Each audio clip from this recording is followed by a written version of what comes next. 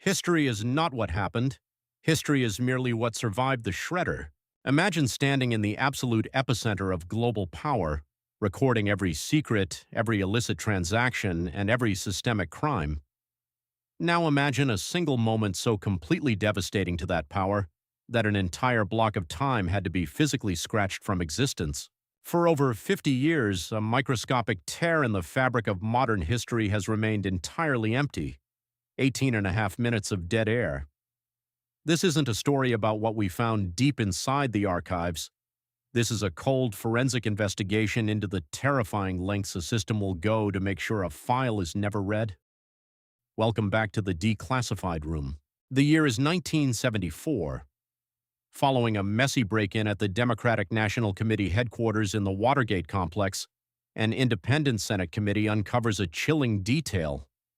President Richard Nixon had a secret voice-activated taping system installed throughout the West Wing. He was covertly archiving every conversation he had with aides, politicians, and intelligence directors. The prosecutors demanded the tapes. Nixon fought all the way to the Supreme Court to keep them hidden under the shield of executive privilege. When the highest court in the land finally forced his hand, prosecutors queued up a critical tape recorded just 3 days after the break-in. They expected smoking gun audio. Instead, they hit a wall of static. Exactly 1,110 seconds of crucial dialogue had vanished. The official explanation became an instant historical joke. The president's loyal personal secretary, Rosemary Woods, claimed that while reviewing the tape, her office phone rang.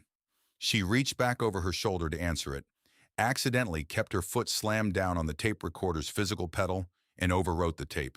But when federal investigators staged a physical reconstruction in the office, the illusion shattered.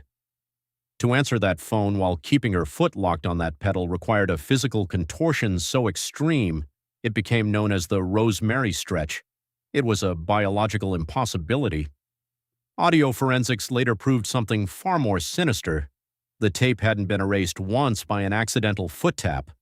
It had been manually scrubbed, wound back, and recorded over back and forth up to 9 separate times by a deliberate hand. To understand the gravity of what happened in that room, you have to understand the physical anatomy of analog deletion. In 1972, data wasn't stored as digital code on a hard drive.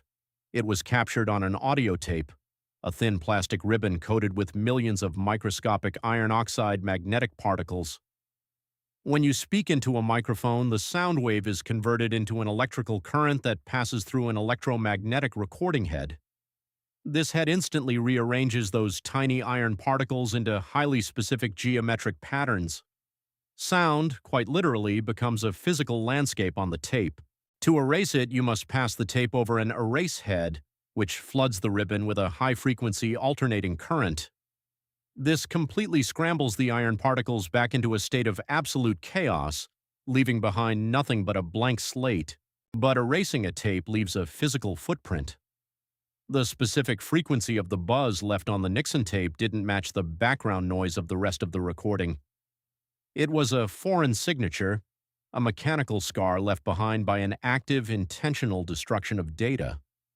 The system didn't just delete a file, it left a fingerprint of its own panic. This brings us to the darkest segment of the mystery. What if those 18 and a half minutes were never truly gone, and what exactly was spoken in that room? Because the official logbooks show that Nixon was meeting with his chief of staff, H.R. Haldeman, historians have spent decades reconstructing the missing puzzle. There are 3 terrifying theories. The first is the CIA connection. It is highly believed that in those 18 minutes, Nixon explicitly ordered the FBI to back off the Watergate investigation under the false pretense that it would blow the cover on classified deep black CIA operations in Cuba. The second theory is even darker. An explicit, itemized discussion regarding the routing of hundreds of thousands of dollars in untraceable corporate hush money to the burglars, a direct systemic abuse of federal agencies to cover a political track. For decades, secret government forensic teams and independent audio labs have used advanced digital magnetic imaging. They aren't trying to play the tape, they are trying to visually photograph the microscopic shadow signatures left behind on the physical iron particles, hoping a digital algorithm can read the ghosts of the deleted voices. What if they succeed? If those 1,110 seconds of missing audio are ever recovered, it wouldn't just rewrite the history of a presidency. It would prove that the narrative we've been given about our past is a carefully curated illusion. It would show that the institutional apparatus will willingly mutilate its own historical record to protect its baseline survival. The 18-minute gap remains a monument to systemic erasure. It proved to the world that when the stakes are high enough, power will violently edit the past. But wiping a strip of magnetic tape in an office is a clumsy, primitive form of cover-up.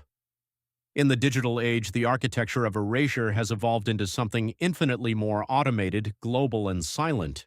If you think 18 minutes of missing audio is chilling, you need to look at what happens when modern global tracking algorithms fail entirely. There is an empty coordinate point in the middle of the Atlantic Ocean where thousands of classified files, missing data streams, and glitched government records are systemically dumped by software every single day. Open the channel and discover the exact coordinates where digital history goes to die. This is the declassified room.